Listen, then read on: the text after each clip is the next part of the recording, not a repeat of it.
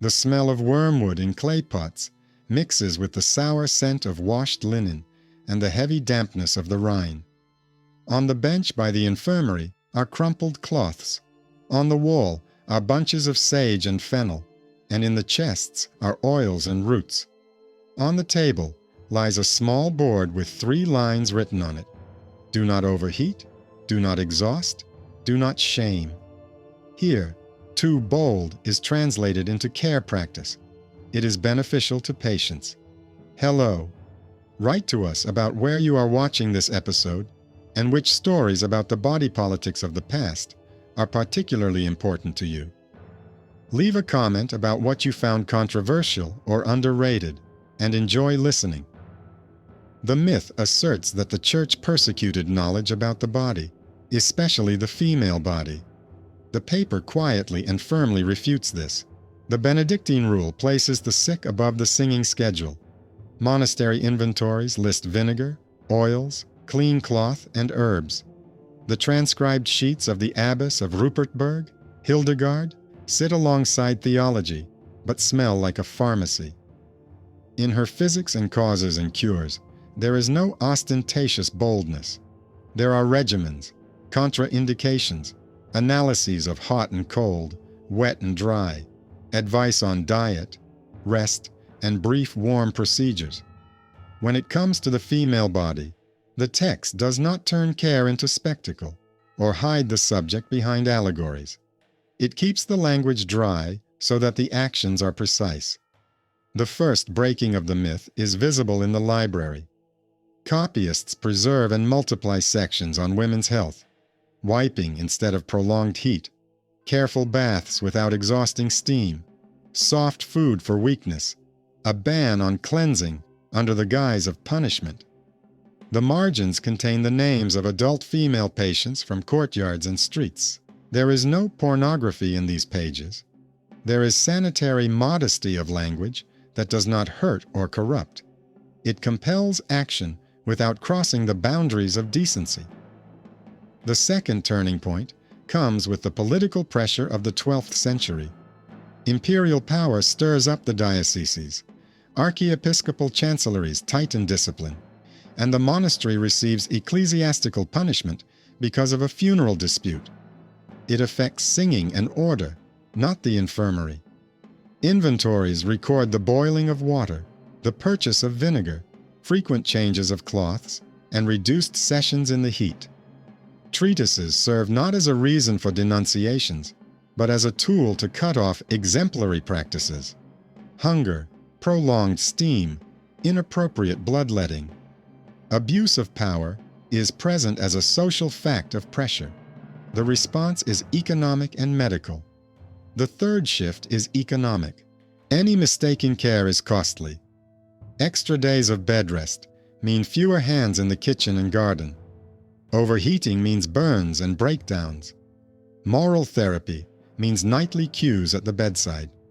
In the expense notebooks, where the numbers are written out in words, you can see how costs fall when following the book's instructions. Short, warm procedures instead of heat, wiping instead of cleansing, food within one's means instead of ritual fasting. There, too, write-offs grow when shame replaces treatment. The formula, do not overheat, do not exhaust, do not shame, turns into a budget. An extra jug at the head of the bed, another sage bed, a supply of clean cloth, and fewer funeral notices. The monastery garden is not decoration, but logistics. Sage is for the throat and breathing. Wormwood is for hot digestion. Fennel is for gentle stimulation. Galangal is for damp cold, and spelt is for gentle cooking. The apothecary and the kitchen work as one. Feed for strength, give drink for sleep. Warm briefly, cool in a timely manner, ventilate on the hour. The same artisanal tone is evident in the sections on women's health. A ban on exhausting mixtures, careful timing of warm water, recommendations to speak simply so as not to make a scene out of care. Behind the wall, the world is noisy. Synods listen to Hildegard's visions. The imperial chancellery keeps order. Copyists from other monasteries take medical pages into new codices, sometimes softening the formulas, sometimes leaving them as they are. The manual continues to be used. It is not displayed in the square or locked away, but placed next to vinegar and keys. Thus, the monastery library becomes a storehouse of tools rather than a shelf of temptations. The dark period here is also called by its name. There were zealous elders who tried to correct with hunger and steam. These attempts are reflected in the prohibitions in the treatises themselves, restrictions on fasting for sick adults, stopping bloodletting in cases of weakness and fever, and the abolition of purifications that destroy health. The answer is not rhetoric, but procedure: airing, wiping, brief warm care, water, food, sleep. There is no drama in these lines, because drama does not heal. Monastic medicine flows into the city. The fair by the fence sells herbs, the infirmary gives laundry to artisans, and adult patients come from the city after unsuccessful home treatments. They are not shamed. They are entered into a notebook. The copyist notes the outcome. The steward calculates the expenses. When accusations are made that the church suppressed knowledge about the body, registers of herbs, vinegar purchases, outcome reports, and rewritten sections on women's health are laid on the table. Loud myths fade away in the face of quiet instruments. In this essay, modesty is not a screen, but a matter of linguistic and procedural hygiene. It refrains from unnecessary detail without erasing meaning. It does not allow hunger and heat to be called virtues. It cuts rhetoric as smoothly as a knife cuts fabric. Hildegard remains a visionary and composer, but the infirmarium consolidates another legacy: cautious medicine without pornography and punishment. Moral vocabulary is put aside, like a cloak over a shirt. Too thin, and it will blow through. Too heavy, and it will weigh you down. Moderation is needed. This is provided by the notebooks, where each movement is written down dryly, and the result is simple. Adult patients get up and walk away at their own pace. In the infirmary notebook, it is noticeable how care turns into a set of movements that steadily pull the pain away from the edge. During the day, the monastery kitchen cooks spelt until it is soft, because rough food saps the strength of adults.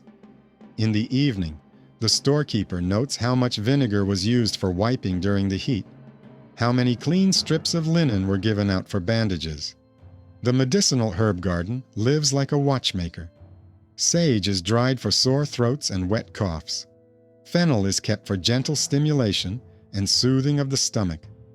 Wormwood is brewed in drops against heavy digestive heat. Hyssop is laid out on shelves as a remedy for breathing. Galangal is ground into powder for damp cold and lethargy. These words do not promise miracles, they set the standard. When an adult woman has a nagging pain in her lower abdomen and is struck by a dull weakness, the treatise instructs not to exhaust or purify her under the guise of zeal, but to feed her gently, give her short bursts of warmth without steam, ventilate and remove shame so that it does not become a knife. In the rewritten pages, such passages seem dry, almost accounting-like, but they show that talkative severity sapped strength, while a sparing regimen restored it. Pain remains a heavy feature of the century. Roads are covered with snow and clay, bread is becoming more expensive, and crafts are being destroyed by war. Against this backdrop, the attempt to pass off demonstrative torture as treatment is particularly striking. The document responds not with a pamphlet, but with consistency. For fever, short rubdowns. For a loud heart, rest. For weak breathing, warm drinks. For pain, poultices that do not burn. For bleeding, a ban on steam and bloodletting. Next to it is the practical side. A separate basket for clean linen, a separate one for used linen, boiling water on a schedule, airing out cells and passageways, so that the putrid smell does not turn the infirmary into a chamber of evil forces. There are no dramatic scenes here, because drama kills time, and time is the main enemy. Everything here is tied to morning, noon, and evening, so that tomorrow there will be someone to sweep the yard and light the stove. The myth that the Church persecuted knowledge about the body is based on sweet simplicity. It likes to forget that it was during these decades that monastic scriptoria copied the medical sections of the abbess and neighboring authors, that library catalogs list herbalists and recipe collections alongside psalters, that the prohibitions did not concern treatment, but reprisals under the guise of correcting behavior. Inside the monastery, the dispute with the rigorists is not fought with shields, but with rules, limits on fasting for sick adults, the abolition of cleansing procedures that led to fainting, the requirement not to humiliate the body where there is enough warm water and food. The drier the formula sounds, the better it survives until evening. It is rewritten because it works. It is not embellished, because embellishment spoils the meaning. The political pressure of the century does not spare this silence either. The monastery lives under the archbishop's eye, and in the shadow of the imperial will, an abuse of power occurs as a social fact. They deprive them of singing, argue about funeral rites, and press the monastery with fines. In these circumstances, it is particularly noticeable that the infirmary is not closed. The paper records purchases of vinegar and oil, early replacement of cloths in the heat, and strict ventilation intervals. The treatises work like shields. They formulate where it is not allowed to overheat, where it is not allowed to exhaust, where it is not allowed to shame. And when city gossip tries to call such pages too bold, the answer lies in the notebook of outcomes. Adults are returning to work faster, nighttime cries are becoming less frequent, and the number of long hospital stays is falling. This is not a victory over the world. It is a victory over meaninglessness. The economics of care sounds dry, like footsteps on stone. From the spare sage bed comes fewer nighttime coughing fits. From the extra jug at the head of the bed, fewer feverish tremors. From the forbidden cleansing, fewer funeral notices. The copyist entrusted with keeping the account's records in words. How many days without fever? How many changes of linen? How many portions of spelt? How many mugs of warm drink? These records know no rhetoric. They know the price of half a day. And when another moralist at the gate asserts that strictness heals, the numbers recorded in words respond differently. Strictness is harmful if it replaces care, and helpful if it is kept in moderation. The garden and kitchen, intertwined with the apothecary, show how the language of modesty becomes a tool rather than a curtain. It cleanses speech of all that is superfluous, admiration for the body and disgust for it. It prohibits forced detail and leaves what allows one to help an adult without humiliation. It turns theological virtue into a sanitary regime, not to remake a person through pain, but to protect them from it with a reasonable order. In this sense, Hildegard of Bingen remains a visionary in temples and letters, but in the infirmary she acts as a craftsman. Her lines survive the troubled years, not because they are liked, but because they are useful. And that is precisely why the myth dissolves at this table, where there is a small board with 3 words: do not overheat, do not exhaust, do not shame. They cannot be heard in the square, but with them, adults get up and walk away at their own pace. In the dark room for decoctions, the air is tart and humid, like in a basement salt storage room. Clay pots hiss, mortars strike evenly, matte flasks with the urine of adult patients stand in a row on a bench. Their color and smell are recorded in dry words in a notebook, so that tomorrow there will be no need to guess from memory. A board hangs on the door with the shifts. Who is responsible for airing? Who for boiling? Who for clean linen? In the monastery garden, bandages washed in vinegar water rustle on the clotheslines, and sage and hyssop dry nearby. The infirmary has the same music of trifles. Change the compress before sunset. Feed the patients before bedtime. Do not let those with heart murmurs near the heat. This pedantry was born not out of gentleness, but out of fear that the body of an adult would collapse under the weight of others' fantasies of correction. Paper keeps the world from spectacle. On one shelf lies a rewritten copy of physics. On another, causes and cures, with dog-eared pages where it talks about breathing, heat, heaviness in the stomach, exhaustion after long fasts. There is no drama between the pages, only the ratio of hot and cold, wet and dry, the place of application, the duration of heat, the amount of drink, the maximum period of rest. When an adult woman is brought in after someone else's treatment, with hunger and steam, she is not lectured or demonstratively cleansed.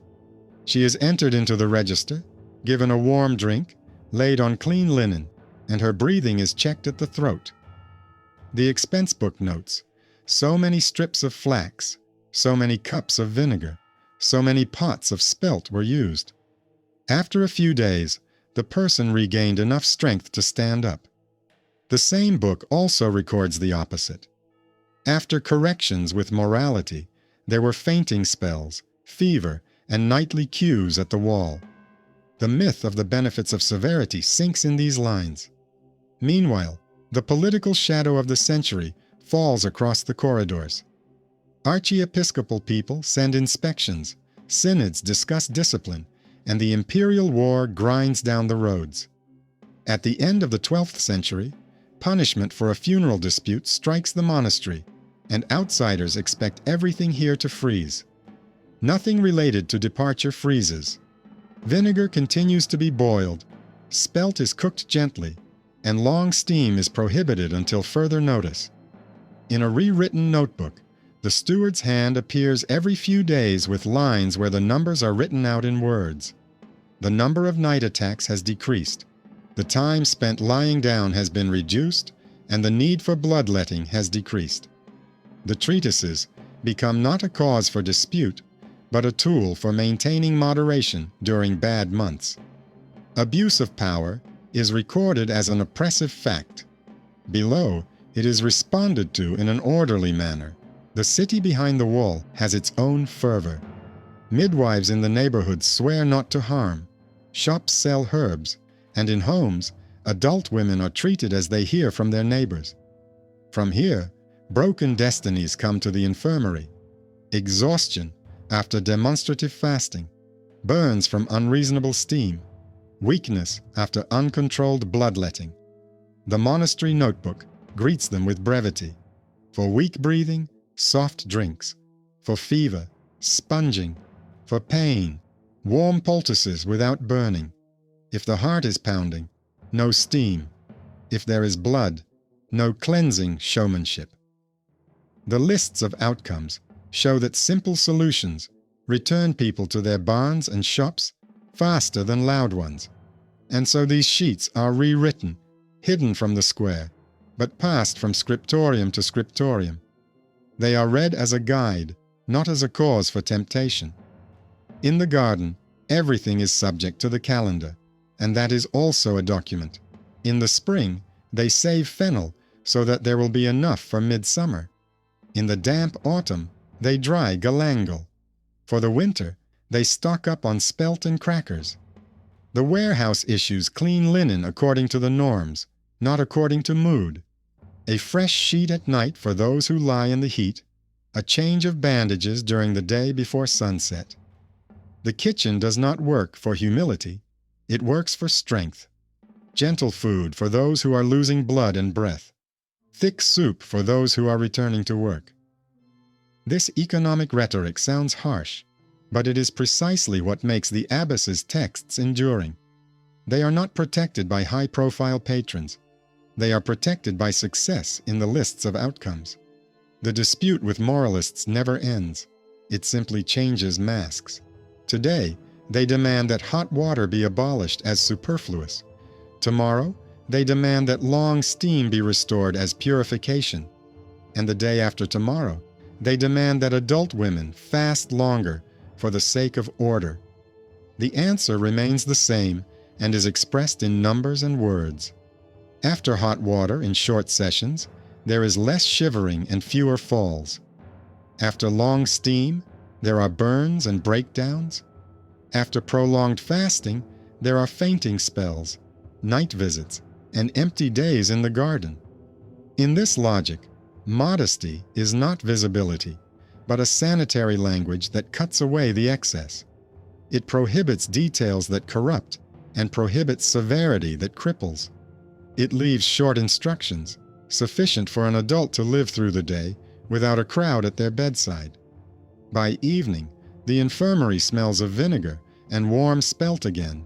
On the shelves lie dog-eared sections on women's health, the very ones that the legend tried to declare too bold. In reality, they know how to do one thing: prevent pain from turning into public punishment. Here, they don't speak loudly. They don't put the body on display. They don't turn care into a spectacle. Here, they stick to 3 simple rules: don't overheat, don't exhaust, don't shame, and to a pedantry that is impossible to love, but possible to acknowledge. And they do acknowledge it when the adults get up, take their things, and leave at their own pace.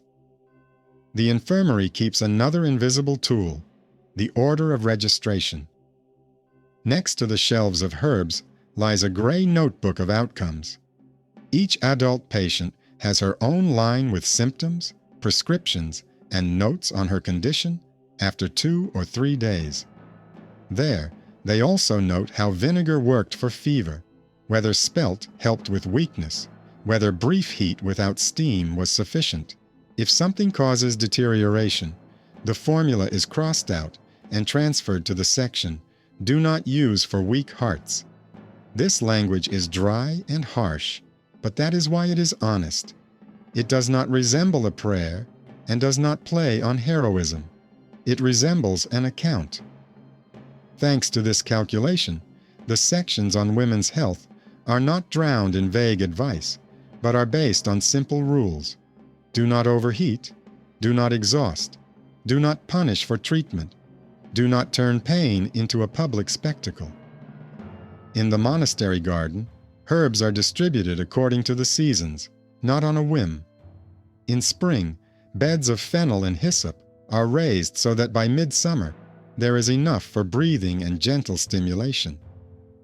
In the damp autumn, galangal with a spicy bitterness is dried to warm without overheating. Spelt is always kept because heavy food disrupts recovery and leads to nighttime weakness. The kitchen operates like a workshop.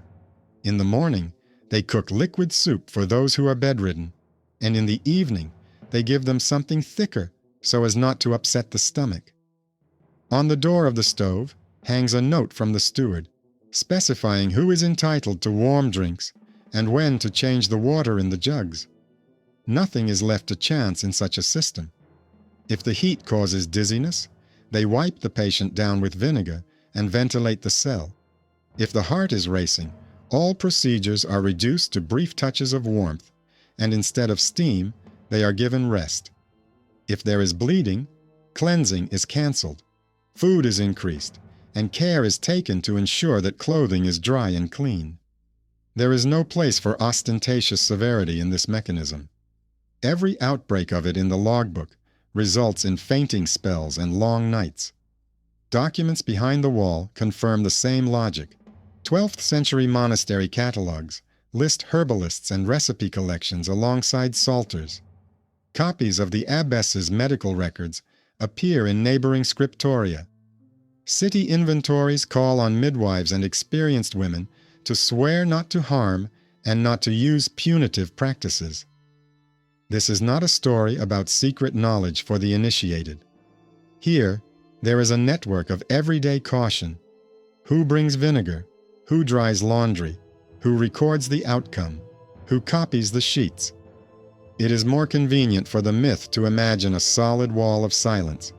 The archive reveals doors with hinges and keys in this wall. The political pressure of the era cuts into the routine, but does not destroy it. Inspections from the archbishopric require reports on discipline. Imperial anxieties disrupt trade, and hungry seasons make people angrier. These waves reach the infirmary like the cold in the pantry. The response to them is not in shouting, but in small things. Closing the steam at the slightest sign of weakness in adults, ventilating more often in damp weather, moving laundry to the early morning so that by evening wet cloths are not hung near the bedridden. The same estimates also reflect the cost of mistakes. Medical punishments increase the consumption of cloth, the need for vinegar and firewood, and reduce the number of hands in the garden. Such a calculation is stronger than any speech, because it has consequences that can be measured by the fact that a person picks up a bucket of water again or takes a bread knife in their hands. Resistance to this language of survival comes from habit. Rigorists like to call warm water excess, short warmth, weakness, and simple food a concession to the body. The monastery responds with inventory and outcomes. During one of the tense seasons, large lines are added to the list of contraindications at the door. Cancel long steam baths until the cold weather. Stop bloodletting at the slightest tremor. Feed those who are losing strength before bedtime. Ventilate the cells on the hour. After a few weeks, a decrease in nighttime attacks and falls is recorded in a gray notebook. These entries are not embellished, but they are read everywhere, where silence is more important than the enthusiasm of others. Thus, the practical modesty of language pushes harsh rhetoric out of the nursing room. Within the treatises themselves, it is clear that the medical part lives separately from the pathos. Where theological prose can afford imagery, the practical section cuts it down to the bone. Instructions on location, duration, measure, prohibition. In the sections on the female body, it is particularly noticeable how the line is drawn between necessary description and forbidden detail. This is not cunning or justification. It is a way to provide precise action without provocation. Such linguistic discipline protects not only the reader, but also the patient.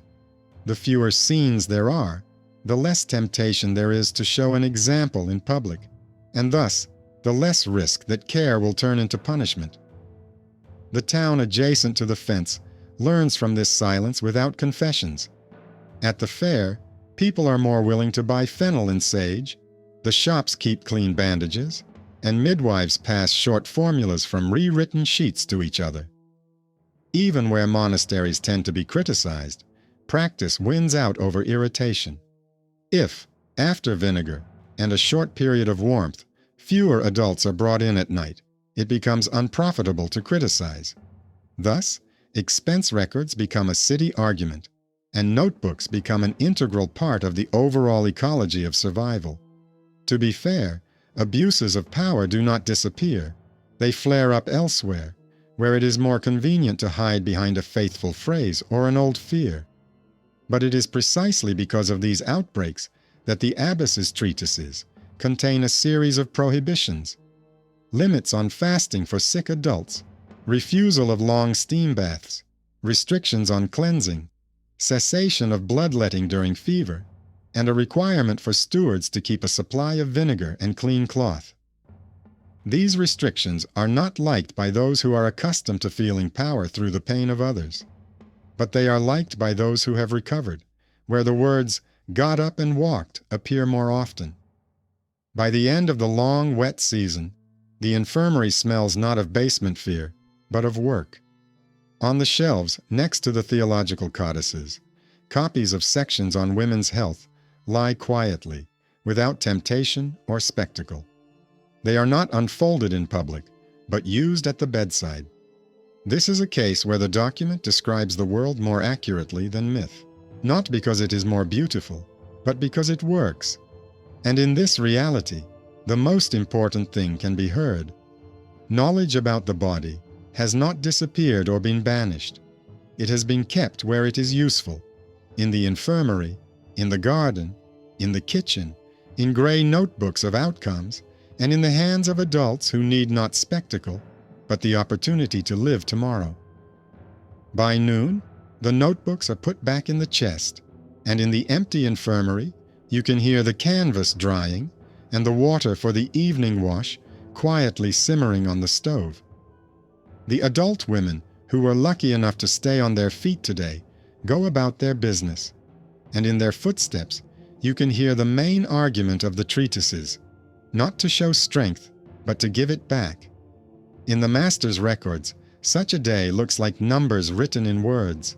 So many strips of linen were issued, so many mugs of vinegar were used, so many pots of spelt were cooked, so many adults got up without outside help. It is with such lines that the section on women's health survives, without temptation, without demonstration, with moderation. If the text were looking for scenes, it would throw open the doors to the crowd. Instead, it throws open the window and airs out the room until the heat subsides. Outside the monastery, life cuts like a knife. Trade routes come to life and then die down. In the markets, people argue about the prices of salt and grain. Midwives swear not to harm and not to resort to correction through pain. City authorities record experienced women in lists of those who can be called to the bedside without fear. These practices support the monastery's silence from the other side. When another adult patient arrives after being treated with hunger and overheated steam, the infirmarian does not look for someone to blame. He shifts the burden from morality to order. Short warmth, vinegar, clean cloth, silence, food, sleep. Where the severity of neighbors has taught shame, the language of treatises avoids it like a pitfall. Do not describe too much. Do not stir the imagination. Do not give cause for spectacle. The outcome depends on this refusal to perform. The less showmanship, the shorter the night. The lists of medicinal plants themselves echo the broad school of thought. Scholarly texts from the South spoke of the relationship between quality and measure, of the careful combination of hot and cold, wet and dry. The monastery notebook puts this into practice in the kitchen and garden. It echoes the climate of the Rhine Valley. Damp coolness requires not fire, but heavy, short heat. Not burning mixtures, but balanced food that does not sap strength at night. This climate also dictates contraindications. In damp, windy weather, longer ventilation. In stuffy weather, no steam. When breathing is difficult, warm drinks rather than cleansing. If someone were to look for boldness in these pages, they would find only steadfastness. And this is a quality that outlasts rulers and civil strife. The political weight of the century remains close by, like the wall of a well. In some years, the archbishop's office sends people to check discipline and accounts. In others, imperial alarms tear up the roads, and adults with frostbite and exhaustion from long journeys are brought to the infirmary. The punishment for a funeral dispute, imposed towards the end of the abbess's life, affected the singing and the service, but not the care. This can be seen in the dry repetition of inventories. Boil water so many times a day. Change the sheets more often in hot weather. Keep a supply of vinegar. Prohibit bloodletting in cases of weakness. Abuse of power is recorded in the chronicles as an oppressive fact. The infirmary's response is recorded as a series of minor actions. And this nerve keeps the monastery alive when those around it argue about the correct formulas for piety. Over time, copies of the treatises travel further down the Rhine to neighboring houses and scriptoria. Somewhere, a copyist tries to smooth out the wording. Somewhere else, he leaves it as dry as in the original. Sections on women's health pass from chest to chest without any major changes. Therapeutic, cruelty is prohibited. Exhausting corrections are prohibited. Moderation and silence are prescribed. The paradox is that it is precisely this lack of theatricality that makes the texts powerful. They are read not for the sake of argument, but for the sake of results. They are not kept at the altar, but at the head of the bed. It is not a prestigious science, but a sustainable technique that can be passed on along with a basket of flax and a jug of vinegar. In the urban fabric, such sheets change habits slowly but noticeably. Housewives begin to dry their laundry separately from the smoke of the kitchen. Shops are more willing to keep hairbands and clean cloths, and the inventories of city baths begin to include women's watches with an administrator who has keys and a list of contraindications on her belt. These changes did not require loud support. They were backed up by results. Fewer night cries, fewer fainting spells, fewer funerals after purifications. Thus, the monastic language of modesty turned into general sanitary discipline. The choice of words reduces temptation and restrains cruelty, and the choice of procedures pushes the body away from the edge. The most silent part of the chronicle is about what did not happen. There were no public lessons on the pain of others, because the text cut them off in advance with prohibitions. There were no healings by starvation, brought to the point of deadly weakness, because the charter for sick adults prescribed limits on abstinence. There were no long steam baths that resulted in burns, because at the first signs of shivering, the steam was turned off. This zero result rarely makes it into beautiful stories, but it paves the way for those who have returned to the craft. And in this silent series of returns lies the meaning of the once intertwined code. By evening, when the fire in the stove is weaker and the windows are darker, the infirmary checks the jugs again and hangs up replacement cloths for the night. A box with copies of the sections is placed on the table so that in the morning it can be checked without relying on tired memory. This work does not seek applause. It seeks predictability. The adults who leave at their own pace will not name the herbs or the authors. It is enough for them that they have not been overheated, exhausted, or disgraced. This is where the power of the treatises lies. They keep knowledge about the body in the realm of usefulness, far from the stage and punishment, and thus counteract the myth more effectively than any polemic. At night, the infirmary breathes evenly. Water for brief washings warms by the stove. Strips of linen dry on ropes in the passageway, and in the chest lies a gray-brown notebook of outcomes where the narrow field is filled with dry notes about strength, breathing, and heat. On another shelf, next to the vitriol and vinegar, are copies of the abbess's medical sections. The copyists cherish those pages that discuss the cyclical states of the adult female body, weakness after blood loss, dizziness, and fatigue, which can easily be mistaken for guilt if one does not have a regimen at hand. These pages do not seek courage. They avoid spectacle, keeping the conversation within the bounds of action. When a late carriage knocks on the door and an adult woman, exhausted by someone's torn rules, is brought in, the infirmarian does not ask questions about morality. He takes her pulse, airs the room, gives her warm drinks, wipes her down, feeds her barley, and records the results in words, not for a court report, but so that tomorrow he won't repeat someone else's mistake. The resistance sounds predictable. Strict minds assert that warm water and soft food reduce fortitude, and listing women's weaknesses seduces. The document responds not with argument, but with work. In the library catalog, herbalists stand next to salters. In the household inventories, vinegar, oils, clean cloth. In the duty roster, intervals for airing and boiling.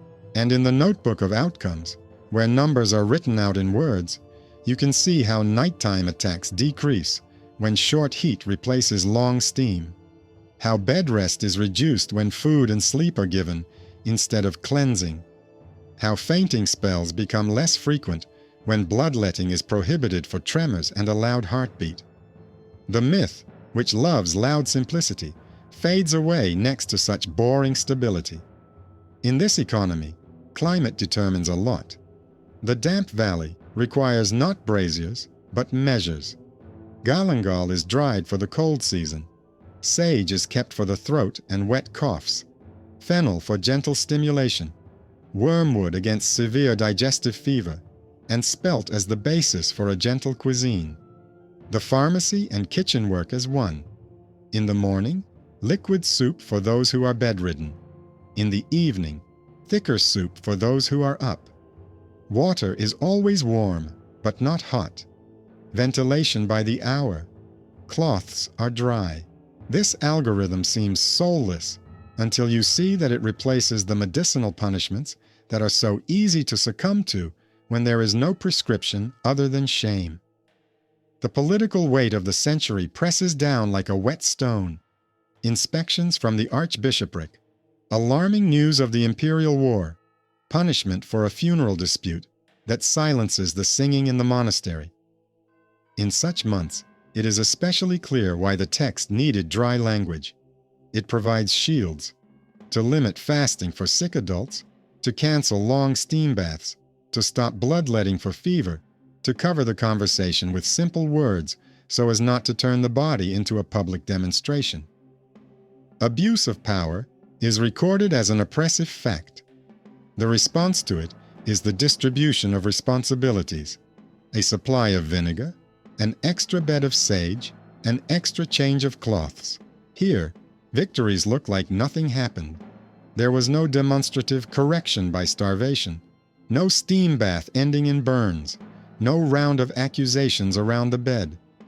These zeros will not enter into legends, but they will enter into life. The city under the wall learns without exclamations. Women's hours with an administrator and a list of contraindications appear on the lists of city baths. Clean hairbands hang in shops, and fennel and sage are bought more often at the fair than in previous years. Midwives take vows not to harm and not to use corrections with pain. When another adult woman is brought in after home treatment with steam and starvation, the infirmary does not find out who was more persuasive. He restores order, rest, food, warm drinks, sponging, a ban on dangerous procedures, dry notes about breathing and sleep. A few days later, this handwriting appears in the line, "Got up and walked away at her own pace." This is the main controversy, one that cannot be shouted down. Within the treatises themselves, a difficult line is visible: to say enough to treat, and not to give reason to turn care into a spectacle. Where theological prose allowed metaphor, the medical part cuts it to the bone. Place, measure, duration, prohibition. This is especially noticeable in the sections on women's health. The text does not go into exciting details, nor does it conceal what is necessary for the procedure to work.